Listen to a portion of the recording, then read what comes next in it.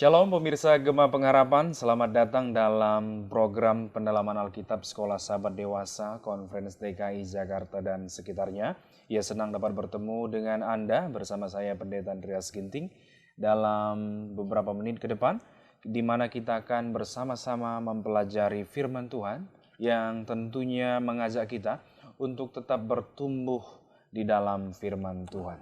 Ya, pemirsa Gema Pengharapan, saat ini di studio telah hadir dua narasumber kita yang tentunya saya percaya akan memberikan wawasan yang luas dari pelajaran sekolah sahabat kita sepanjang satu minggu ini. Yang pertama adalah Pendeta Dedi Aritonang.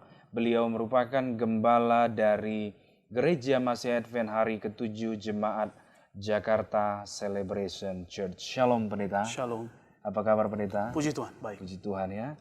Baik pemirsa, kemudian di tengah-tengah kita juga telah hadir narasumber berikutnya, yaitu Pendeta Ajun Hadi Panggabean, tentunya sudah tidak asing lagi bagi kita pemirsa. Beliau merupakan gembala dari Jemaat Gereja Masih Advent Hari ke-7 Jemaat Taman Mini. Shalom Pendeta. Shalom, pemirsa Gema Pengharapan. Apa kabar Pendeta Panggabean? Selalu semangat ya, ceria ya di dalam hal ini. Baik pemirsa Gema Pengharapan, kita langsung saja dalam pembahasan kita hari ini, yaitu berjudul Bagaimanakah Kita Menunggu. Dan ini merupakan pelajaran terakhir di sepanjang triwulan ini dari pelajaran sekolah sahabat kita. Dan semoga pelajaran satu triwulan ini memberikan satu pemahaman yang baik bagi kita sebagai umat yang siap untuk menantikan kedatangan Tuhan Yesus yang kedua kali. Demikian ya Pendeta ya. Dan kita akan melihat bagaimanakah sebenarnya umat yang menunggu itu. Ini akan kita bahas untuk beberapa menit ke depan. Dan sebelum kita memulaikannya, kita akan berdoa terlebih dahulu. Dan kita undang Pendeta Ajun Hadi Panggabean untuk memimpin dalam doa. Mari kita berdoa. Maha besar Bapa kami Tuhan yang maha pengasih, terpujilah Engkau karena kasih setiamu. Pada saat ini kami boleh bersama-sama akan mendiskusikan dan bicarakan firman Tuhan, pelajaran yang ke-13, bagaimana kami menunggu kedatangan-Mu yang kedua kali. Berikanlah Roh Kudus kepada kami bertiga di sini dan juga para pemirsa Gema Pengharapan yang menyaksikan siaran pelajaran sekolah sahabat ini, agar kami boleh menerima, memahami, dan menghayati firman-Mu. Bagaimana kami harus menunggu kedatangan-Mu dan apa yang harus kami lakukan. Urapi kami dengan Roh Kudus-Mu, berkati kami dan juga para pemirsa dimanapun mereka berada, dalam segala kegiatan dan kesibukan mereka, Tuhan yang menyertai dan memberkati. Terima kasih Tuhan, pimpinlah acara ini, ampuni segala dosa-dosa kami, dalam nama Yesus Tuhan dan Juru Selamat kami. Amin. Amin. Terima kasih Pendeta Panggabean. Baik pemirsa, kita langsung saja di dalam pelajaran sekolah sahabat kita sepanjang minggu ini berjudul Bagaimanakah Kita Menunggu. Dan untuk Anda yang ada di rumah, untuk belajar pelajaran ini bisa kita dapatkan dari Matius pasal 24 ayat 35 sampai dengan Matius 25 sampai 46. Demikian juga bisa dibaca di 2 Petrus pasal 3, Yakobus 2 ayat 14 sampai 26, dan juga di Yohanes 4 ayat 35 sampai 38, 1 Korintus 3 ayat 6 sampai 8, dan Wahyu 21 ayat 1 sampai 4.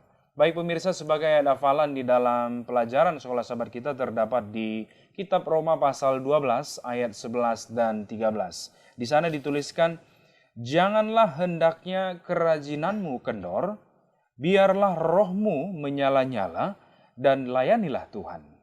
Bersukacitalah dalam pengharapan, sabarlah dalam kesesakan, bertekunlah dalam doa, bantulah dalam kekurangan orang-orang kudus, dan usahakanlah dirimu selalu memberikan tumpangan." Luar biasa Pendeta, kalau kita lihat dari ayat hafalan kita ini sudah lebih mengarah sebenarnya bagaimana kita menunggu. Nah, kita langsung saja Pendeta untuk pertanyaan yang pertama ini ya, sehubungan dengan pelajaran kita ini. Kita sudah tahu bahwa memang mengenai kedatangan Yesus ini, khusus kedatangan yang kedua kali, bukan lagi sesuatu yang baru ya, tentunya bagi umat-umat yang percaya akan kedatangan Yesus yang kedua kali. Nah, yang sering kita dengarkan bahwa memang banyak orang memusatkan perhatian pada kapan ini Yesus datang, ya, kapan. Dan sebenarnya kalau kita lihat dari sejarah, ini sudah pernah terjadi ketika ada juga menyinggung tentang bagaimana sekelompok orang yang mencoba untuk mencari tahu kapan Yesus datang yang kedua kali. Nah, artinya ini menjadi satu isu yang besar demikian ya. Karena memang sangat menarik ketika membicarakan kedatangan Yesus. Walaupun kita tidak tahu kapan dia akan datang. Namun yang menjadi pertanyaan bagi saya untuk ke pendeta Dedi dulu. Bagaimana kita dapat membuat satu keseimbangan sebagai umat yang menantikan kedatangan Yesus yang kedua kali dengan perintah kalau kita baca di dalam Lukas 19 ayat 13 di sana dibilang berdagang sampai aku datang kembali. Ada ungkapan berdagang sampai aku datang kembali. Artinya bagaimana pendeta melihat di dalam keseimbangan yang perlu diketahui oleh umat hari ini? Baik, sahabat Gema Pengharapan, pemirsa yang dikasihi oleh Yesus Kristus, senang sekali kita boleh membahas satu pelajaran yang sangat menarik karena ini menyangkut kehidupan kita sebagai umat-umat Tuhan. Dan apa yang dikatakan oleh pendeta Andreas, bagaimana kehidupan kita sesuai yang dikatakan dengan berdagang sampai aku datang kembali. Kalau kita baca dalam Lukas pasal 19 ayat yang ke-13, bagi pemirsa silakan buka Alkitab. Ya, Lukas pasal 19 ayat yang ke-13, ada satu statement yang sangat menarik adalah berdagang sampai aku datang kembali. Kalau kita lihat kata berdagang di sini, ya tentunya sebagai orang awam pun kita bisa paham apa itu makna berdagang. Tentunya berdagang itu adalah tidak mungkin pasif, harus aktif. Ya, saya sangat senang kalau kita pergi ke tempat-tempat perbelanjaan, terlebih di tempat-tempat yang tertentu yang ramai dengan barang-barang yang mungkin kita cari di mana-mana.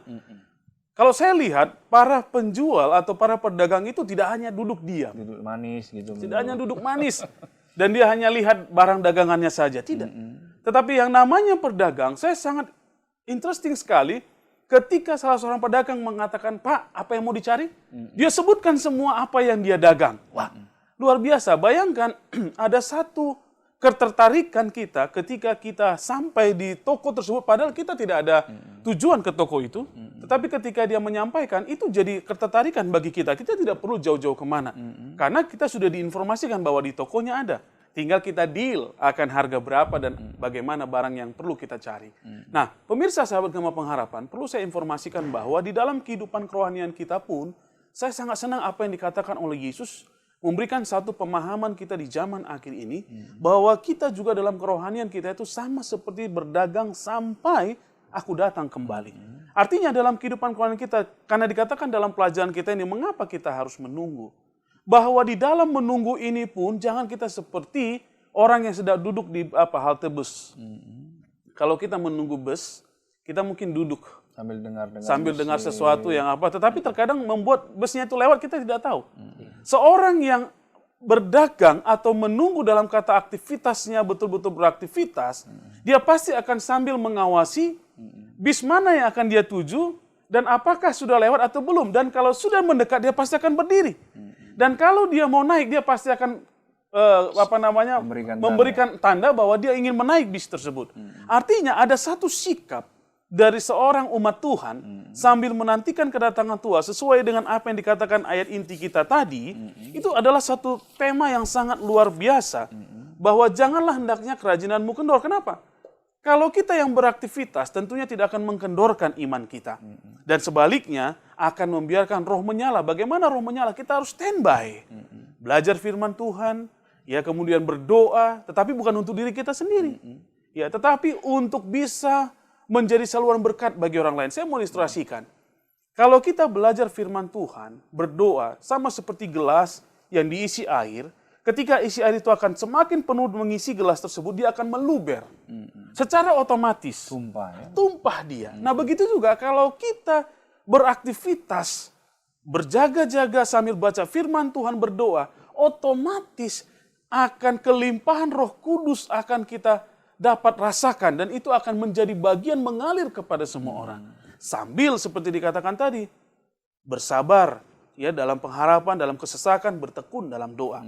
Ya, dan bahkan usahakan untuk memberikan apa? Tumpangan.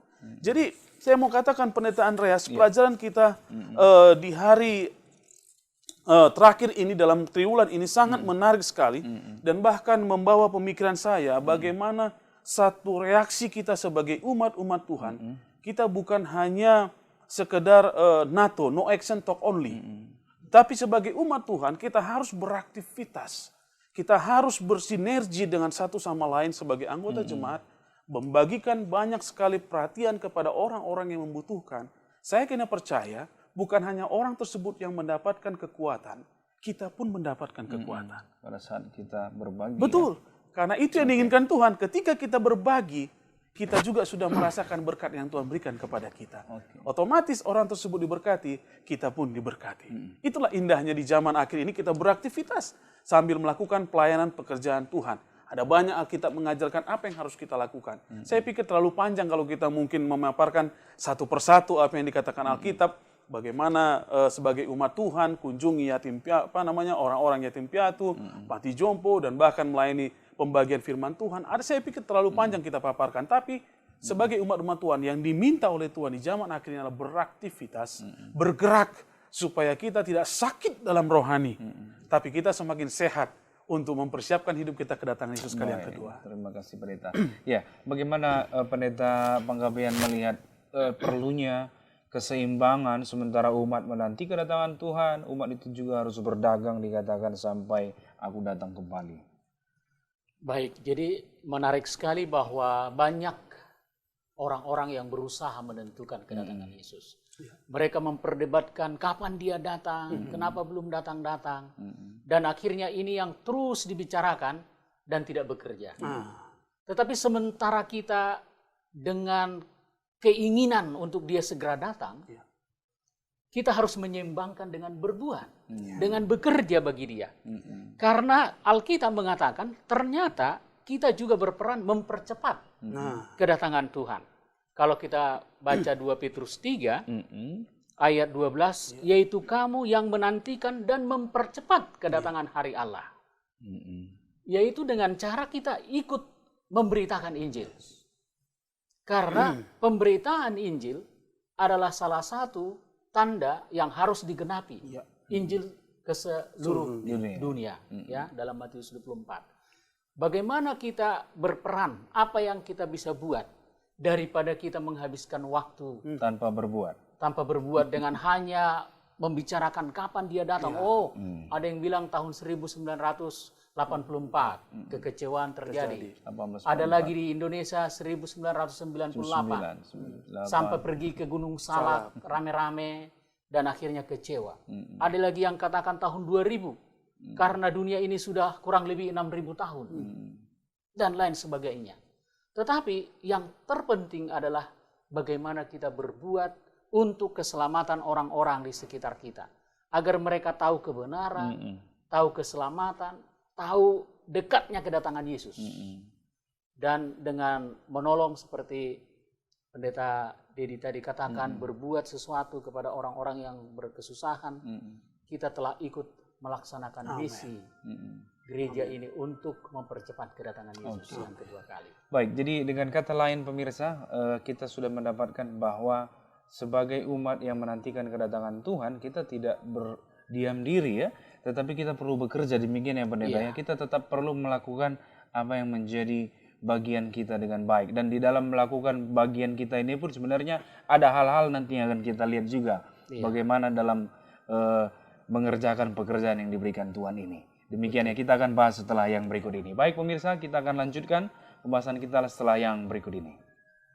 Pemirsa, mari kita kabarkan pekabaran kesehatan yang sudah diberikan Tuhan kepada kita. Conference DKI Jakarta telah menetapkan bahwasanya mulai Februari awal tahun 2016, seluruh jemaat diharapkan menjangkau dunia orang-orang yang sedang turun berolahraga, baik itu di jalan yang ada program Car Free Day, ataupun di taman-taman. Untuk apa? Berolahraga bersama, berkenalan. Dan bukan itu saja, para dokter-dokter kita, perawat dan ahli kesehatan, kita ajak untuk turun di lapangan mulai jam 6 pagi sampai jam 9. Ada baiknya juga jam setengah 6 kita adakan doa subuh bersama-sama. Kemudian ketika kita turun di jalan, kita adakan pemeriksaan gratis. Kemudian kita adakan pesan-pesan sosial, kesehatan, anti kekerasan, anti merokok, sehingga masyarakat di sekitar kita mengerti kita adalah kelompok yang cinta kesehatan. Kenapa ini kita lakukan? Karena kita adalah anak-anak Tuhan yang dipercayakan untuk mengabarkan pekabaran kesehatan agar manusia boleh memiliki hidup berbahagia bersama dengan Tuhan. Ikuti dan jadikan rumah Anda, gereja Anda sebagai pusat pengharapan. Baik pemirsa, kembali lagi bersama dengan kami dalam pendalaman Alkitab Sekolah Sahabat Dewasa Conference DKI Jakarta dan sekitarnya. Dan masih dalam pembahasan kita untuk pelajaran 1 minggu ini, bagaimanakah kita menunggu. Dan di studio masih bersama dengan kita kedua narasumber kita, Pendeta Dedi Aritonang dan juga Pendeta Jun Hadi Panggabean. Baik Pendeta, tadi kita sudah melihat ya bahwa memang perlunya keseimbangan ya. Keseimbangan ini tidak hanya menunggu, tetapi juga bekerja, melayani ya. Dan kemudian pertanyaan yang kedua, ya saya tujukan kepada Pendeta Panggabean, di dalam pembahasan kita ini dikatakan bagaimana kita tetap memelihara pentingnya dan mendesaknya kedatangan Kristus dalam hati kita ketika kita merasa seolah-olah dia sedang menunda kedatangannya ya. Bagaimana menurut Pendeta? Baik, jadi di dalam hati kita, dengan kerinduan kita yang sangat dalam, kita harus terus memelihara perasaan dan keyakinan bahwa Yesus segera akan datang. Sebenarnya Tuhan tidak menunda. Tidak ada penundaan. Hanya kita yang merasa bahwa itu apa? Adalah penundaan. Memang kalau diingat pada zaman dulu, orang tua kita, saya masih ingat waktu saya masih kecil, ada pendeta yang katakan, jangan lagi tanam pohon kelapa, nanti tidak sempat berbuah. Tanam aja pohon-pohon yang gampang berbuah, karena Yesus sudah mau datang. Dan ketika KKR diadakan 1 bulan, angkatlah piring, Yesus akan datang segera. Jadi semangat itu memang menggebu-gebu. Tetapi setelah berjalannya waktu dan Yesus belum datang-datang, banyak orang yang ketika kita khotbahkan tentang kedatangan Yesus, merasa, itu sudah biasa. Toh dia belum datang-datang juga.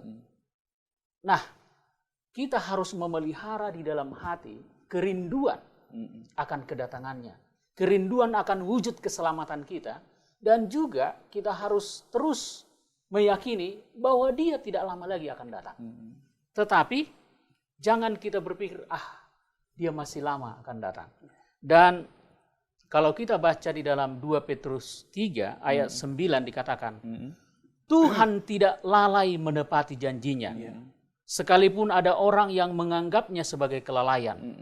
Tetapi ia sabar terhadap kamu, karena ia menghendaki supaya jangan ada yang binasa, melainkan supaya semua orang berbalik dan bertobat. Jadi Tuhan tidak pernah lalai menepati janjinya. Kita harus tetap semangat dan yakin akan janji Tuhan bahwa dia akan segera datang. Nah, supaya kita jangan merasa bosan menunggu kok dia belum datang-datang, yaitu tadi dengan melakukan perbuatan-perbuatan baik, bekerja memberitakan Injil. Karena kalau kita sibuk, ya dalam kegiatan sehari-hari juga, kalau kita sibuk sambil menunggu seseorang, sambil kita sibuk, maka waktu berjalan cepat. Tapi kalau kita sibuk, tidak sibuk, tidak berbuat apa-apa, menunggu seseorang, menunggu adalah pekerjaan yang membosankan. Kalau kita tidak berbuat apa-apa. Jadi supaya kita jangan merasa bahwa kedatangannya itu ditunda, mari kita aktif. Berbuat baik, mengabarkan Injil, melakukan metode Yesus yang kita sudah pelajari yang lalu. Berbuat kasih sambil memberitakan Injil. Baik Pendeta. Bagaimana menurut Pendeta Dedi melihatnya bahwa apakah perlu kita merasa seolah-olah Tuhan sedang menunda kedatangannya? Iya, saya pikir apa yang dikatakan oleh Pendeta Jun Hadi tadi sudah memberikan inspirasi bagi kita dalam sikap kita, ya sikap kita untuk menunggu. Karena penting sekali bahwa ketika kita menunggu, apa yang mau kita tunggu? Kalau hanya kita tunggu sesuatu yang tidak pasti, tentu yang akan membuat buyar dalam hidup kita. Tetapi kalau sesuatu yang pasti, yang seperti dikatakan dalam buku Wahyu pasal 21, tempat yang indah, tiada lagi ratap tangis, tiada lagi duka cita. Saya pikir itu adalah tempat yang harus kita tunggu. Dan selama kita menunggu, itu menentukan juga kita berada di dunia untuk melakukan hal yang sama. Supaya kita bisa merasakan terlebih dahulu bagaimana indahnya tempat tersebut. Saya pikir, apa yang dikatakan oleh pelajaran sekolah sahabat kita ini, kata menunggu ini pun tidak hanya dalam satu aspek tertentu saja. Tapi semua aspek kehidupan kita harus dilibatkan. Contoh, kalau kita berolahraga, kita tidak mau hanya olahraga, mungkin hanya olahraga tangan saja. Atau mungkin hanya kaki saja. Tapi ketika kita berolahraga, semua organ tubuh kita, semua bagian tubuh kita pun ikut beraktivitas. Artinya, ada satu sinergi ketika kita melakukan satu aktivitas untuk kepentingan diri kita. Jadi memang ujian yang paling berat adalah seperti dikatakan Pendeta Panggabean tadi, bahwa menunggu. Tetapi ketika kita beraktivitas dalam menunggu, saya pikir itu tidak akan menjadi membosankan. Bahkan menjadi satu hal yang menyenangkan dan menyehatkan. Terlebih, ketika kita memiliki sikap untuk setia dalam menunggu, itu adalah ujian yang bisa kita lewati dengan penuh sukacita. Oke, jadi ada juga satu pertanyaan seperti ini. Apa yang akan kita katakan kepada seseorang yang telah, tanda kutip ini Pendeta, bekerja bagi Tuhan, ya, selama barangkali bertahun-tahun, ya, tetapi tidak ada buah dari pekerjaannya, ya. Jadi dia seolah-olah merasa pasti ada waktunya, ya, pada saat seseorang itu merasa bahwa, wah saya kan sudah bekerja bertahun-tahun, ya, ini sudah sekian lama, tapi kenapa tidak ada hasilnya, ya. Sama juga mungkin Yesus belum datang-datang, tapi kenapa belum datang-datang sampai hari ini? Bagaimana kita kira-kira memberikan dorongan kepada orang yang bertanya demikian? Bagaimana menurut Pendeta Dedi sendiri di dalam hal ini? Iya, saya katakan ini adalah satu tantangan dalam kehidupan kita sebagai umat beragama. Ya, seperti dikatakan Pendeta Junadi tadi bahwa sudah banyak pekabaran yang mengatakan bahwa Yesus akan datang segera. Bahkan dari sejak saya kecil pun sampai sekarang ada banyak bahkan yang mengatakan saudara saya, wah buat apa kita sekarang menunggu lagi, nggak datang-datang juga. Nah ini yang satu hal yang pasti saya mau katakan kepada seluruh pemirsa. Ya, kita berada dalam satu posisi yang dibutuhkan kesabaran di dalam menunggu. Dan itu akan menentukan sikap kita untuk menerima akan janji Tuhan. Kenapa? Ya, kalau kita berpikir bahwa Yesus tidak akan datang, itulah yang setan inginkan. Supaya kita apa? Jatuh. Ya, saya ingin bacakan apa yang dikatakan dalam pelajaran sekolah sahabat kita. Dalam Yakobus pasal 2 ayat yang ke-19. Ya, dikatakan bahwa engkau percaya bahwa hanya ada satu Allah saja, itu baik. Tetapi setan-setan pun juga percaya akan hal itu dengan mereka gemetar. Jadi saya mau katakan gak cukup kita hanya percaya bahwa Yesus akan datang. Ya, setan pun tahu akan hal itu sehingga dia pun melakukan dalam zaman ini semakin gencar. Karena memang waktunya semakin apa? Semakin dekat. Nah, sambil kita menunggu supaya kita tidak frustasi di dalam menunggu kita tadi, itu sebabnya Tuhan kasih satu metode untuk kita boleh beraktivitas di dalam menunggu. Hanya memang ketika kita beraktivitas dalam menunggu tersebut, nantikanlah sesuatu yang indah tersebut. Sama seperti begini, saya mau katakan, kalau kita sudah bekerja, tiba-tiba Tuhan izinkan kita beristirahat. Ya toh? Tuhan izinkan kita beristirahat. Saya mau katakan, kalau kita sudah bekerja dan Tuhan izinkan beristirahat, artinya itu sudah part kita, bagian kita. Selanjutnya, biarkan part Tuhan yang akan menentukan kapan dia akan datang. Ya, supaya tidak terjadi kekecewaan. Artinya perlu sinergi antara bagian kita dan bagian Tuhan. Ya toh? Kita nggak hanya cukup percaya, tapi lakukan, buktikan rasa percaya kita. Ya, dan jangan sampai kita berhenti seperti bangsa Israel, tidak sampai kepada tanah Kanaan. Ya, karena apa? Karena mereka banyak dalam pergumulan sehingga tidak bisa sampai kepada tanah Kanaan. Hanya dua, Kaleb dan Yosua. Tentunya kita tidak mau, kita pun di dalam penantian kita tidak apa? Kita tidak masuk ke dalam kerajaan surga. Kita mau tetap fokus, berkobar-kobarlah. Ya, dalam buku Roma tadi, tetap melaksanakan yang baik bagi Tuhan, tetap setia sama Tuhan. Yakinlah, rasa kecewa itulah yang setan inginkan. Supaya kita tidak sampai di tempat yang Tuhan sediakan bagi kita. Oke.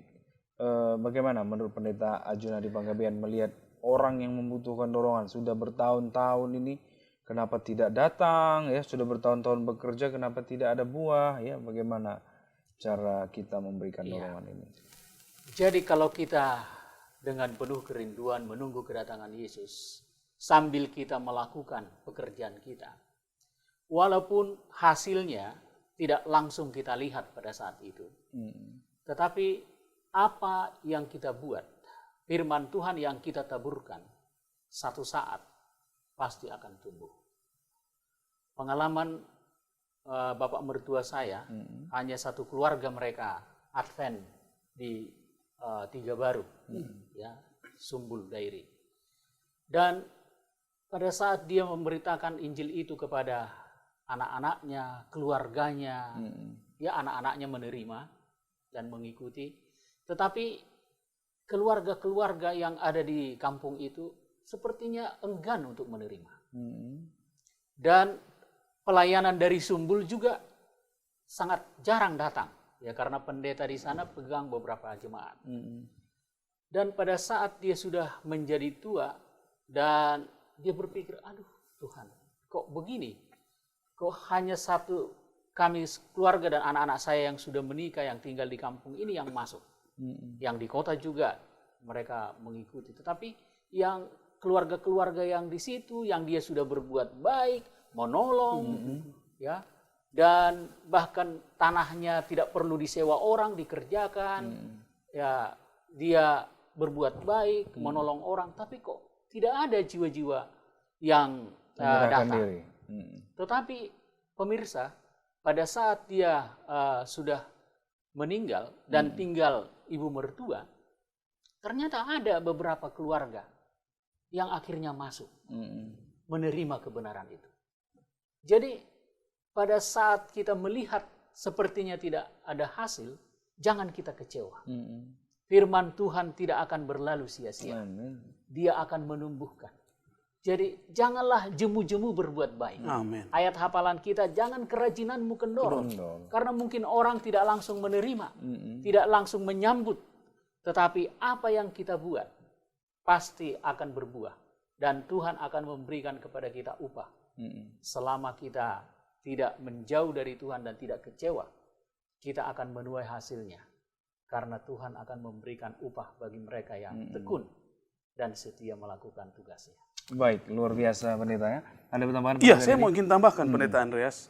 Di dalam sikap kita menunggu, saya sangat senang dengan ayat yang terdapat dalam 1 Korintus 15 ayat yang ke-58. Silahkan, kalau ini yang menjadi pergumulan kita di dalam pelayanan kita, dalam kehidupan kita sebagai anggota jemaat, mari kita buka 1 Korintus 15 ayat yang ke-58 berkata, karena itu saudara-saudaraku yang kekasih, berdirilah teguh, jangan goyah, dan giatlah selalu dalam pekerjaan Tuhan. Sebab kamu tahu bahwa dalam persekutuan dengan Tuhan, jerih payahmu tidak sia-sia. Ini yang menjadi kekuatan saya. Saya kini percaya di dalam sikap kita menunggu, kalau kita ingat ayat ini, bahwa tiada pekerjaan bagi Tuhan yang sia-sia. Sama seperti ini, kalau kita menantikan kekasih kita mempelai pria kita itu, kita harapkan dalam kehidupan kita tunjukkan sikap kita untuk siap untuk menantikan kedatangan. Contoh, saya pernah long distance dengan kekasih saya. Ya, long distance artinya Long pacaran distance relationship. Iya, pacaran jarak jauh. Ada satu sikap yang harus ditunjukkan dari kedua belah pihak. Dalam menunggu pun saya harus tetap setia. Supaya nanti kelak dia datang, kami bisa disatukan. Tapi kalau salah satu tidak setia, walaupun mungkin di akhir-akhir detik dia mau datang, saya tidak tahu kapan dia datang, yang pasti bahwa dia akan datang untuk kami boleh menikah. Jadi ada satu sinergi, ada satu sikap antara kita dengan mempelai pria kita yaitu Tuhan, supaya kita bisa sama-sama bekerja untuk tiba di hari yang indah itu. Dan saya yakin dan percaya, pemirsa sahabat Gema Pengharapan, kalaupun mungkin kita sekarang berbeban berat, oh saya sudah melayani, tapi sepertinya ingat ayat ini, bahwa bagi Tuhan jerih payah kita dalam pekerjaan Tuhan tidak akan pernah sia-sia. Luar biasa ya. Baik, kita akan masuk nanti ke berikutnya. Bagaimana cara terbaik kita menggunakan waktu sementara kita bekerja ini ya menunggu kedatangan Tuhan. Apakah ada cara tipsnya bagaimana kita menggunakan cara terbaik kita dalam bekerja sementara menunggu ini? Baik pemirsa, kita akan lanjutkan setelah yang berikut ini.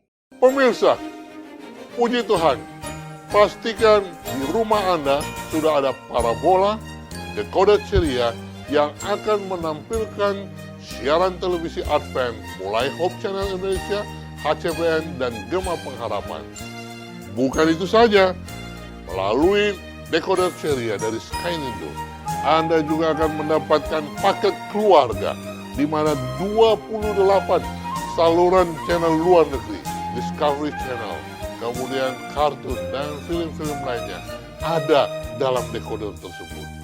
Dan tidak itu saja, siaran ini terselenggara oleh karena yang membayar iuran adalah anggota jemaat atau pelanggan.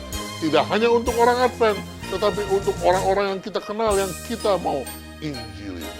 Apa yang membuat Gema Pengharapan berbeda dengan TV Advent lainnya? Gema Pengharapan adalah dikelola oleh Kongres DKI Jakarta dan isi siarannya adalah dari jemaat sendiri. Jadi kami berharap jemaat memproduksi siaran, produksi, rekam, dan berikan kepada kami di Kongres dan kita akan tayangkan.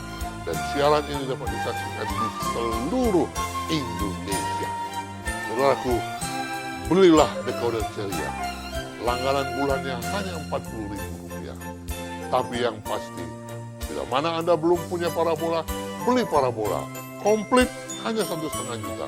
Setelah itu, Anda akan dapat menikmati 3 channel Advent, Hope Channel Indonesia, HCBN, Gema Pengharapan, dan 28 siaran-siaran luar negeri yang Anda boleh saksikan seperti di Indovision, Big TV, dan lainnya. Dan ditambah puluhan saluran TV-TV nasional di Indonesia. Mari kita menginjil, saudaraku, melalui televisi ini. Mari kita tinggikan nama Tuhan. Dan mari kita doakan agar kita dapat menjangkau dunia melalui media TV Gema Pengharapan. Tuhan memberkati.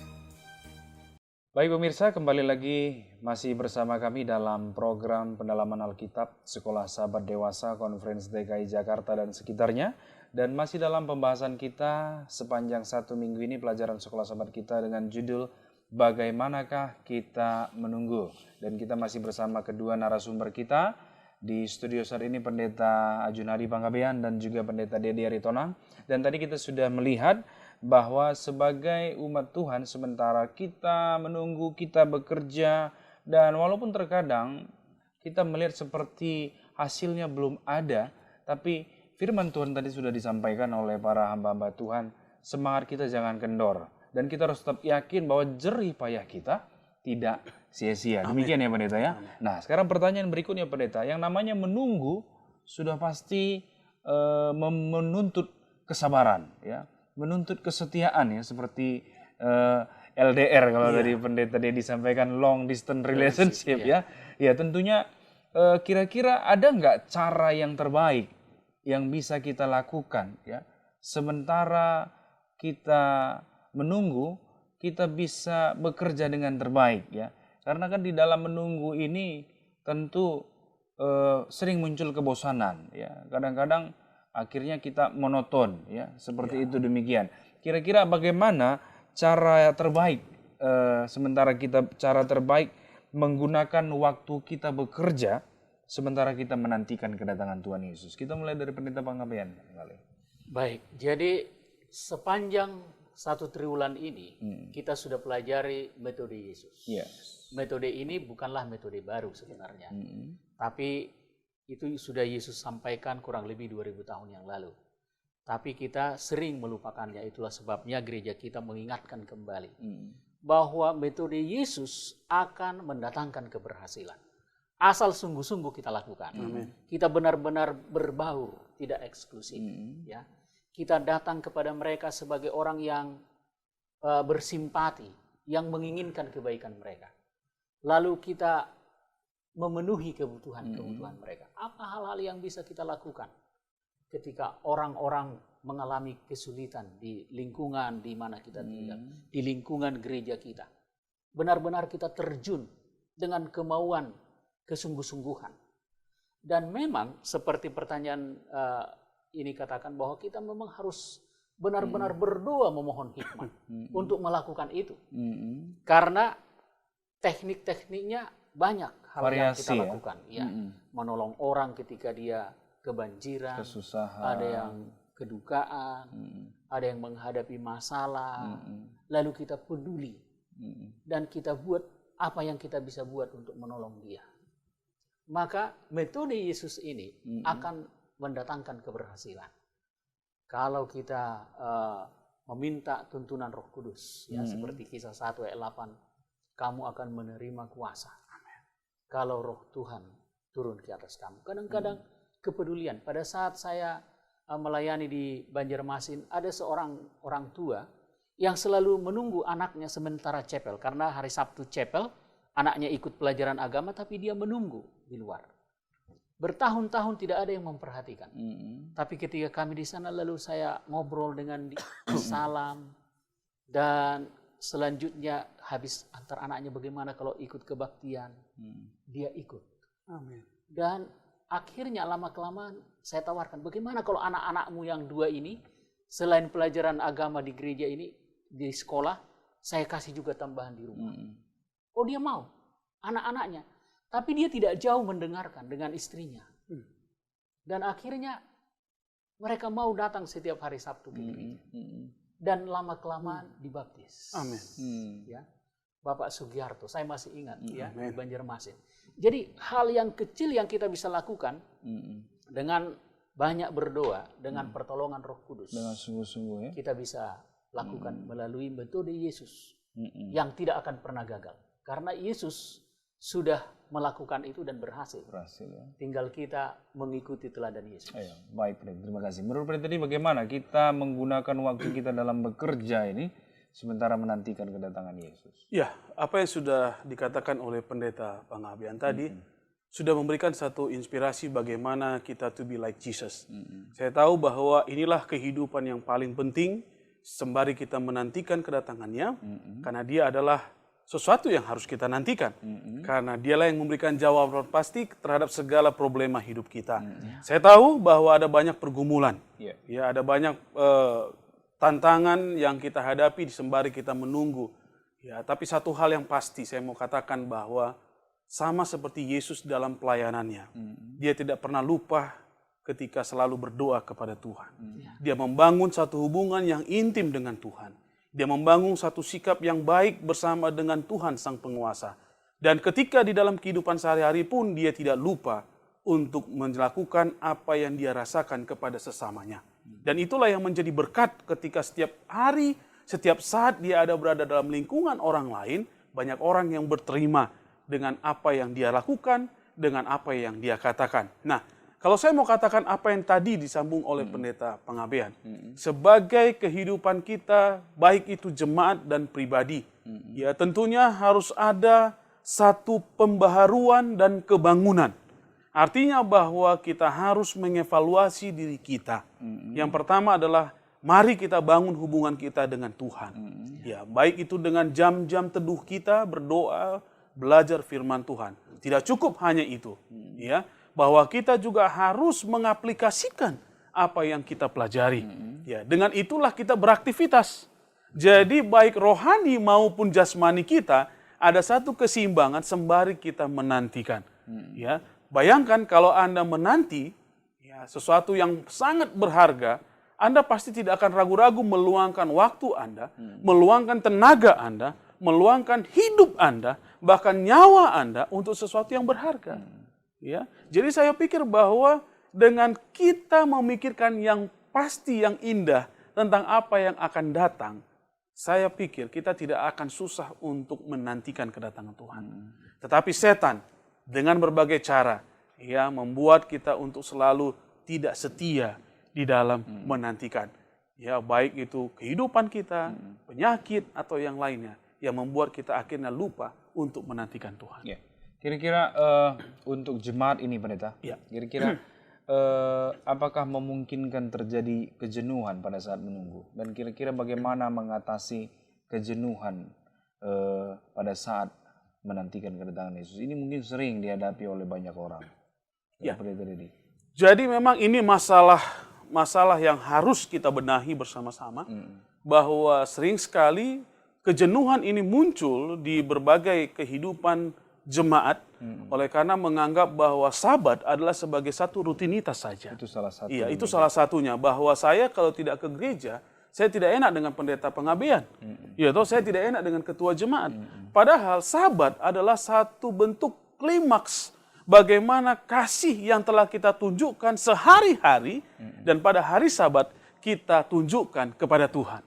Ya, jadi kalau kita lakukan itu pada hari Sabat, sukacita itu akan melimpah dalam kehidupan kita. Ada banyak cara, ya. Kalau di gereja saya, kami selama ini tidak pernah melakukan apa-apa, ya, karena memang selalu yang terjadi adalah duduk, datang, diam, pulang. Ya, itu yang sering terjadi. Saya coba alihkan bahwa kita bikin pelayanan ke penjara. Ya, kami setiap Sabat siang sekarang ini melayani di Polres Jakarta Timur. Ya, jadi saya ajak orang muda bergantian, saya ajak orang tua, saya ajak ibu-ibu 1 atau 2 orang untuk melihat dan mau melayani di Polres Jakarta Timur di Jatinegara.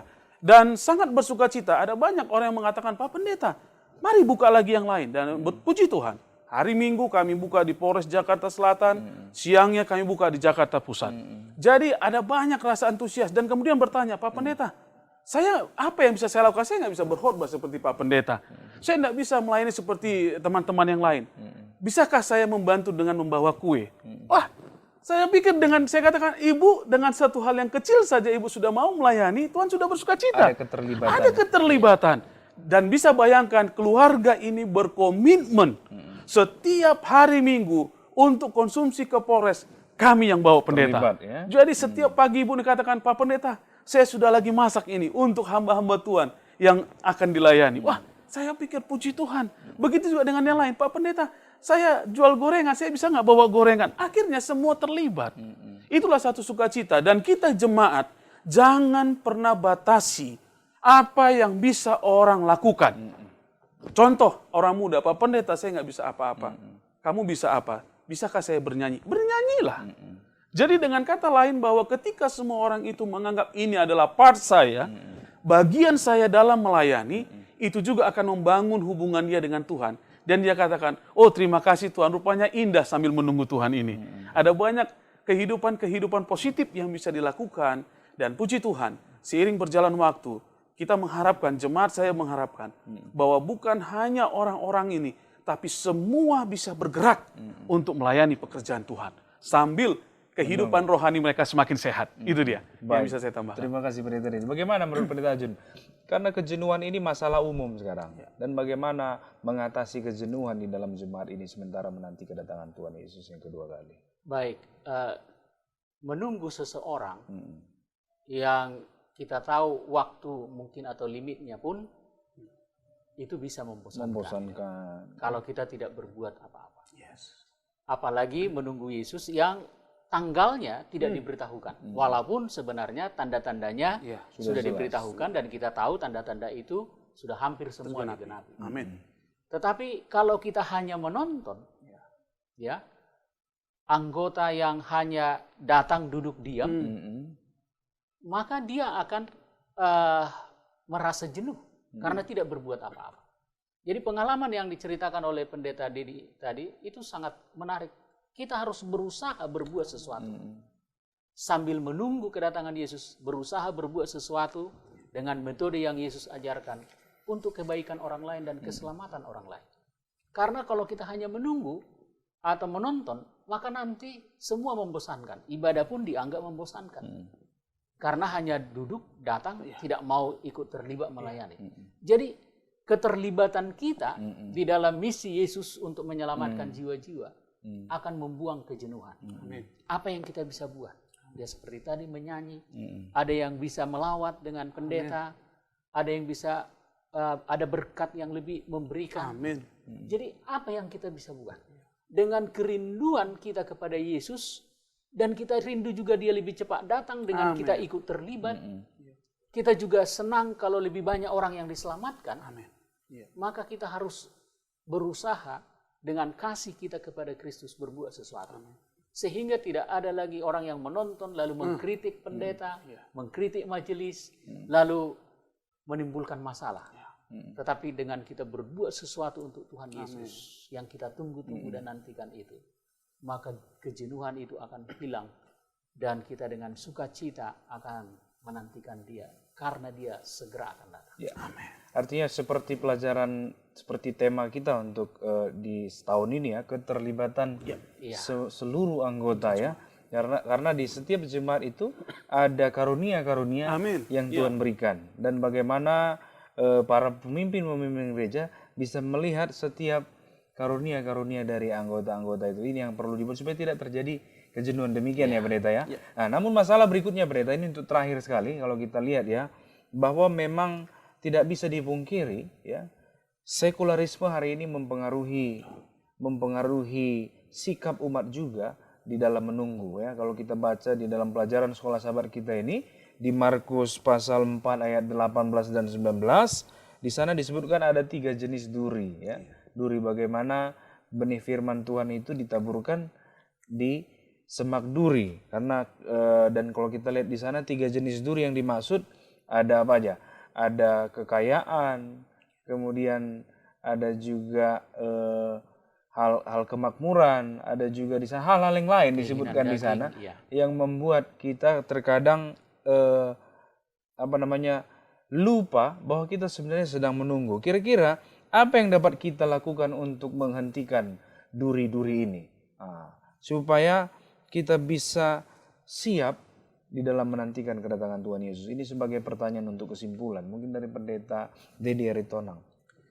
Baik, terima kasih Pendeta Andreas. Kita ambil ayat untuk boleh menjadi semangat kita dalam apa yang dikatakan Markus pasal 4 tadi. Ya, kita harus sadari bahwa setan di akhir zaman ini, karena dia waktunya semakin tahun semakin dekat, dia berusaha untuk bisa menjatuhkan dengan berbagai hal. Salah satunya seperti tadi ada prosperity, ya ada juga keinginan-keinginan hal yang lain, kemudian juga ada banyak yang bisa kita rasakan dalam kehidupan kita. Pemirsa sahabat Gema Pengharapan, saya mau katakan bahwa ayat ini membuka mata rohani kita. Sembari kita menunggu, kita harus waspada. Iya. Sembari kita menunggu, kita harus lihat situasi lingkungan kita. Sembari kita menunggu, kita harus tahu kemampuan akan kuasa dalam kehidupan kita. Itu sebabnya, pelajaran Kau Sahabat mengajak kepada kita bagaimana kita menunggu. Kalau kita katakan bagaimana kita menunggu, kita harus sambil beraktivitas. Dalam beraktivitas ini pun ada banyak yang perlu kita waspadai. Terkadang, dalam pelayanan juga kita harus waspadai yang namanya egois. Oh, kalau tidak karena saya, maka pelayanan ini tidak akan maju. Ya, itu juga bisa menjatuhkan karena dikatakan ada keinginan-keinginan yang lain. Kemudian ada juga kemakmuran, kesibukan kita dengan pekerjaan kita yang lain. Sembari kita melayani, kita lupa bahwa kita juga sibuk dengan duniawi, akhirnya hal surgawi tidak masuk ke dalam pikiran kita. Yang ada kita lemah dan semakin lemah. Bila ada sesuatu terjadi yang tidak sesuai dengan apa yang kita pikirkan, kita selalu meledak-ledak dan akhirnya terjadilah apa? Pemikiran-pemikiran tidak baik di dalam pelayanan kita. Kemudian yang lain adalah bagaimana bahwa kita utamakan dalam pelayanan itu harus ada duitnya. Padahal bukan kemauan ataupun keinginan daripada jemaat untuk mau melayani. Memang sih perlu dana untuk hal tersebut. Tetapi bagaimana kita merespon keinginan jemaat terlebih dahulu untuk boleh melakukan pelayanan. Dan saya kira percaya Tuhan akan berkati ya di dalam pelayanan tersebut. Sama seperti ini. Saya ingin bersaksi bagaimana pelayanan saya di jemaat saya. Ketika kami memulai di Polres, saya katakan, karena kita masih mulai, jangan minta-minta ke orang. Bukan berarti kami tidak yakin kepada kuasa Tuhan, tapi saya katakan, jangan dulu. Biar kita dulu sesama kita, mari berbuat sesuatu untuk Tuhan. Dan ketika kita sudah lakukan beberapa bulan, dilihat anggota jemaat, mereka katakan, Pak Pendeta, itu dana dari mana semua? Nah, itu baru saya katakan bahwa kita butuh orang-orang untuk menguatkan pelayanan ini. Akhirnya mereka katakan, bisa nggak kami bantu? Setiap sahabat kami komitmen untuk membawa makanan. Praise the Lord. Dan akhirnya bahwa dengan hal tersebut, dia pun ikut untuk beraktivitas. Dengan kata lain bahwa kita tidak mau harus, Bu, ini, Ibu, ini, Pak, ini, tidak. Tapi ketika dilihat, wah ini bagaimana pelayanan bisa berjalan tanpa dukungan. Akhirnya dia mau dukung dengan sedikit apa yang bisa dia lakukan. Nah begitu juga dengan kita jemaat. Kalau tadi bicara pribadi, saya ingin bicara dengan jemaat. Di dalam berjemaat kita pun, kita juga harus berhati-hati di dalam menantikan kedatangan Tuhan. Ada banyak pemikiran yang lain yang bisa menjatuhkan kita supaya kita tidak siap di dalam melayani. Contoh, kita hanya sibuk ke dalam pelayanan dalam saja. Padahal kita harus, internal, padahal kita harus melakukan yang seimbang untuk keluar juga. Jadi akhirnya kita terkadang sibuk hanya di dalam jemaat saja, tapi kita tidak mau berekspos atau bereksplor keluar. Dan saya kini percaya seperti Pathfinder, kepemudaan, dan bahkan BWA yang ada departemen-departemen jemaat, itulah yang berfungsi bukan hanya di dalam tapi juga untuk keluar. Supaya peranan daripada jemaat itu di dalam menantikan semakin terasa. Ya, dan menghilangkan yang namanya tadi itu, duri-duri itu. Karena saya yakin percaya duri itu harus dicabut. Ada dua pilihan, kalau nggak dicabut jadi luka. Kalau tidak dicabut, luka semakin apa? Semakin susah. Tapi kalau dicabut, ya kemungkinan akan sakit. Tapi sakit untuk kesembuhan. Ya, jadi mana yang harus kita pilih? Ya, di dalam kehidupan kita, bahwa kita sembari menunggu memang sangat pedih, sangat sakit. Seperti tadi pertanyaan Pendeta Andreas, ya ada yang katakan sudah melakukan tapi kayaknya tidak ada hasil. Ya, tapi saya kira percaya kalau itu terus kita lakukan dengan rasa meminta kepada Tuhan, Tuhan pasti akan jawab. Baik. Seperti itu. Terima kasih Pendeta. Jadi memang duri ini menarik. Karena duri ini bisa mencekik Pendeta. Kalau kita lihat bagaimana duri ini digambarkan tadi seperti kekayaan. Bagaimana memang hari ini orang sekarang banyak waktunya tersita hanya untuk bekerja, tetapi sudah tersita untuk untuk melayani ya. Nah, ini kan satu tantangan. Bagaimana Pendeta Panggabean melihat duri-duri ini supaya kita bisa berhenti dari duri-duri ini sementara siap untuk menantikan kedatangan Tuhan Yesus. Baik, jadi 3 duri yang Yesus sebutkan itu pertama adalah kekhawatiran, kekayaan, lalu keinginan-keinginan daging. Nah, mengejar kekayaan ini adalah menjadi ambisi beberapa orang. Yang sampai-sampai malam Sabat pun dia lembur. Masih bekerja. Dan dia berpikir bahwa dengan mengejar kekayaan, dia akan lebih bahagia. Dan mungkin dia bisa membantu pekerjaan Tuhan. Tetapi sebenarnya dalam hidup ini harus ada keseimbangan. Dan seperti tema Pathfinder Day, tanggal 17 September Sabat yang lalu, bahwa kita harus kembali kepada tujuan. Dan fokus kita adalah Yesus. Jadi sementara kita menunggu kedatangan Yesus, fokus kita adalah kedatangan Yesus, Juru Selamat kita. Bagaimana kalau Yesus datang hari ini? Apakah kita sudah bersedia? Jangan kita biarkan duri-duri, yaitu mencari kekayaan dengan halal atau tidak halal, pokoknya berhasil dalam ekonomi. Kadang-kadang bahkan anggota jemaat kita pun melupakan hal-hal yang baik untuk mendapatkan uang demi kekayaan. Itu yang menghimpit, salah satu. Lalu yang kedua adalah kekhawatiran. Masalah-masalah, mungkin masalah rumah tangga, mungkin anak sakit. Jadi masalah ini, yang kekhawatiran ini, yang tidak diserahkan dengan sungguh-sungguh kepada Tuhan, karena kurang keyakinan, sehingga masalah itu yang menjadi fokus. Crisis center, bukan Christ center. Jadi kita harus memandang kepada kuasa Tuhan, bahwa Yesus sanggup menolong kita dalam kesulitan ekonomi, dalam masalah penyakit. Kalau kita serahkan kepadanya, dia akan menolong kita. Jangan kita biarkan kekhawatiran itu menekan iman kita. Lalu yang ketiga adalah keinginan-keinginan daging. Ini keinginan daging, ini keinginan mata, keinginan seks dan sebagainya, seringkali memang membuat iman kita luntur. Orang lebih senang nonton televisi, buka internet dengan segala produknya, sampai-sampai lupa baca Alkitab. Saya memperhatikan beberapa jemaat yang saya layani, ya khususnya terakhir-terakhir ini setelah internet ini semakin berebak dengan Facebook, WA dan lain sebagainya. Hampir-hampir handphone itu dalam setiap jam itu ada dipegang. Tapi berapa menitkah kita membaca Alkitab sebagai orang yang menantikan kedatangan Yesus? Belajar sekolah Sabat. Pada saat jemaat mengadakan laporan-laporan UKSS, lalu sekretaris sekolah Sabat memaparkan hasil dari berapa orang yang baca Alkitab, berapa orang yang renungan pagi, berapa orang yang mengikuti Polda Babel. Hasilnya sangat memprihatinkan. Tetapi coba 1 jam handphone kita tidak kelihatan. Kita akan bertanya, di mana handphone saya? Wah, kuota saya sudah habis. Jadi saya tidak mengatakan bahwa itu tidak boleh kita lakukan. Tetapi apa sih sebenarnya tujuan kita?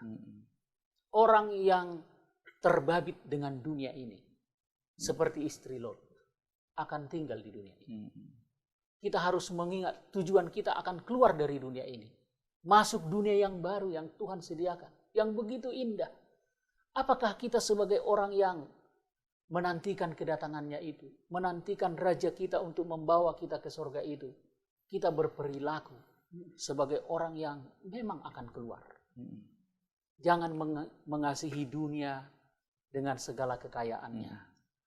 Tidak setia di dalam memberikan persepuluhan karena khawatir bahwa kalau saya berikan 10, belum lagi persembahan, belum lagi membantu ini itu, akan cukupkah untuk saya? Kekhawatiran itu terlalu menekan karena kita kurang belum lagi keinginan-keinginan daging.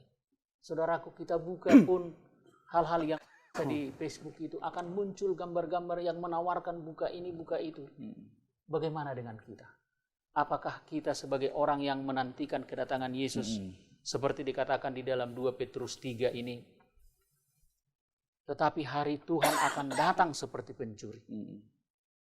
Pada hari itu langit akan lenyap dengan gemuruh yang dahsyat dan unsur-unsur dunia akan hangus dalam nyala api, dan bumi dan segala isi yang ada di atasnya akan hilang lenyap. Jadi, jikalau segala sesuatu ini akan hancur secara demikian, betapa suci dan salehnya kamu harus hidup.